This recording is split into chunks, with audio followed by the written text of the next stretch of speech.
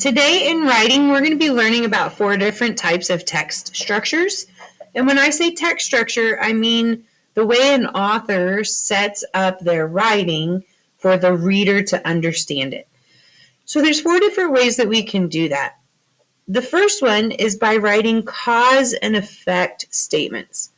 So when I write using cause and effect, I'm telling my reader why something has happened and then what happened.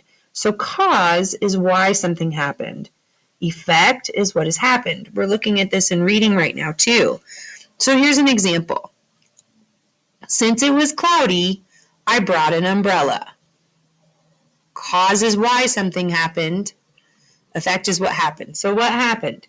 Well, I brought an umbrella. Why did I bring an umbrella? Because it was cloudy.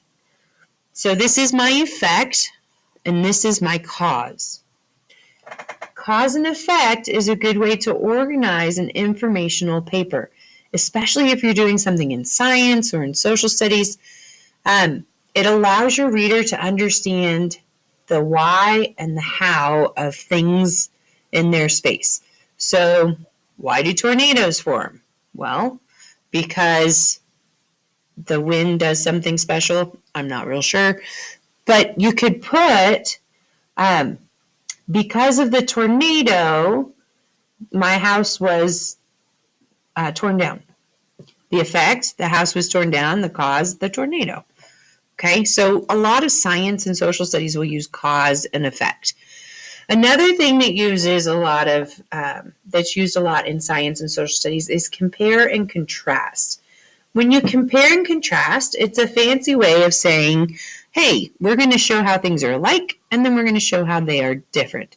So compare and contrast is showing how things are alike, and then how they are different.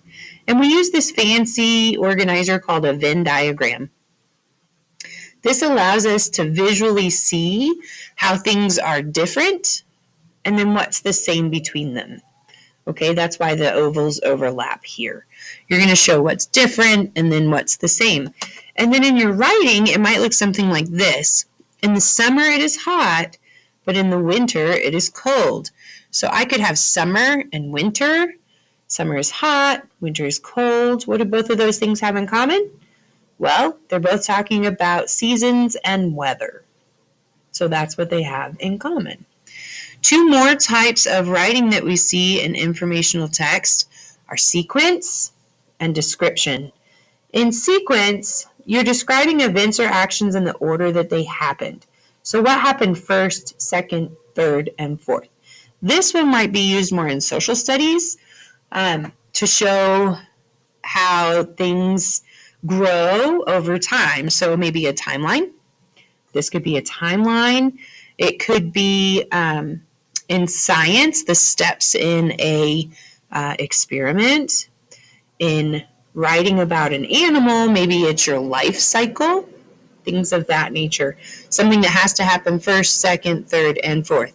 The example they give here is first I do my homework and then I go play outside. So it's the order of your afternoon after you get done with school. First you do your homework and then you get to go play. The last text structure that we're going to talk about for informational writing is description. And this should look similar to what you did in your journal. That's what we call a bubble map. And in a bubble map, you're able to give us a topic that you're going to be talking about, and then you can describe your topic based on what you know.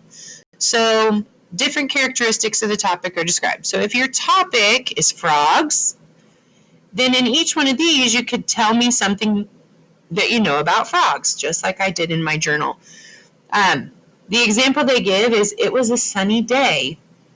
So if I'm talking about weather, then each one of these could be a different type of weather. Sunny, windy, rainy, foggy, snowy, hot.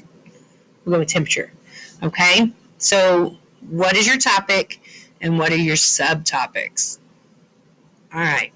On the following pages, on the top of each page, you're going to see another video for you to click on. And that's going to describe what's happening on each page individually. Please make sure that you watch them so you know what to do in your writing.